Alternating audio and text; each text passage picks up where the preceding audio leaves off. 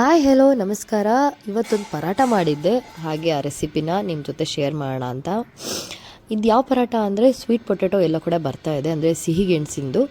So ಈ ಸೀಸನಲ್ಲಿ ತುಂಬ ಸಿಗುತ್ತೆ. ಸೊ ಹಾಗೆ ತಿನ್ನೋಕ್ಕೂ ಬೇಜಾರು, ಏನಾದ್ರು ವೆರೈಟಿ ಮಾಡಿ ತಿನ್ನಬೇಕು ಅಂತ ಅನ್ನಿಸ್ದಾಗ, ಇಲ್ಲ ಮಕ್ಕಳು ತಿನ್ನಲ್ಲ ಅಂತ ಇದ್ದಾಗ ಈ ಥರ ಪರಾಟ ಮಾಡಿ ನೀವು ತಿನ್ನಿಸ್ಬೋದು. ಅವ್ರಿಗೆ ಆರಾಮಾಗಿ ತಿಂತಾರೆ, ಅವ್ರಿಗೆ ಗೊತ್ತು ಕೂಡ ಆಗಲ್ಲ.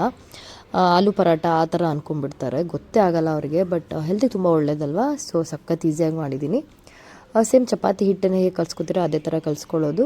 ಹಾಗೆ ಸ್ವೀಟ್ ಪೊಟೆಟೊ ಅಂದರೆ ಗೆಣಸನ್ನು ಸ್ವಲ್ಪ ಬಾಯ್ಲ್ ಮಾಡಿ ಇಟ್ಕೊಳ್ಳಿ. ಅದಕ್ಕೆ ನೀರೆಲ್ಲ ತೆಗೆದುಬಿಟ್ಟು ಅದನ್ನ ನೀಟಾಗಿ ಸ್ಮ್ಯಾಶ್ ಮಾಡಿ, ಅದಕ್ಕೆ ಬರೀ ಈರುಳ್ಳಿ, ಸಿಮೆಂಟ್ಸು, ಉಪ್ಪು ಅಷ್ಟೇ ಹಾಕಿ ಮಿಕ್ಸ್ ಮಾಡಿ ಇಟ್ಕೊಂಡಿದ್ದೀನಿ. ನೋಡಿ, ಸೇಮ್ ಚಪಾತಿನೇ ಹಿಟ್ಟನ್ನೇ ಅದನ್ನು ಸ್ವಲ್ಪ ದಪ್ಪ ಮಾಡ್ಕೋಬೇಕು. ಮಿಡಲಲ್ಲಿ ಸೈಡ್ ಎಡ್ಜಸ್ ಮಾತ್ರ ತೆಳ್ಳು ಮಾಡ್ತಾಯಿದ್ದೀನಿ, ಬಿಕಾಸ್ ಫಿಲ್ಲಿಂಗಿಗೋಸ್ಕರ ಅಷ್ಟೇ.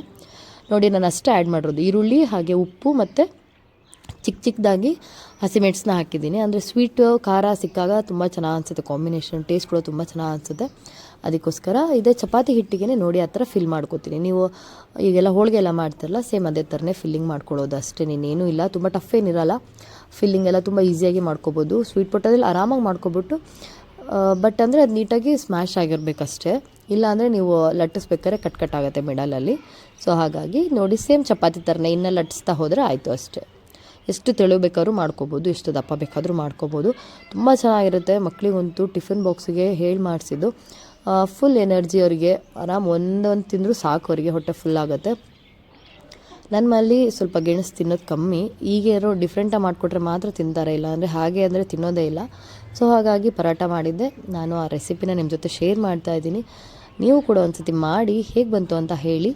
ನೋಡಿ ಎಷ್ಟು ಚೆನ್ನಾಗಿ ಬರುತ್ತೆ ಅಂದರೆ ಟೇಸ್ಟ್ ತುಂಬ ಚೆನ್ನಾಗಿರುತ್ತೆ ಮಾತ್ರ. ನೋಡಿ ಎಷ್ಟು ನೀಟಾಗಿ ಇವನ್ನಾಗಿ ಸ್ಪ್ರೆಡ್ ಆಗಿದೆ.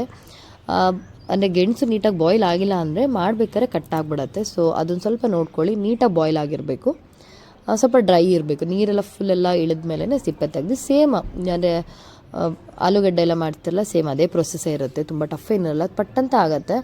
ಸೊ ಬೇರೆ ಏನಾದ್ರು ಮಾಡೋದಕ್ಕಿಂತ ಇದು ಬೆಟರ್, ಹೆಲ್ತಿ ತುಂಬ ಒಳ್ಳೆಯದು. ಸೊ ಡಿಫ್ರೆಂಟಾಗಿ ಕೂಡ ಇರುತ್ತೆ, ಫ್ಯಾಮಿಲಿಗೆಲ್ಲ ತುಂಬ ಇಷ್ಟಪಡ್ತಾರೆ.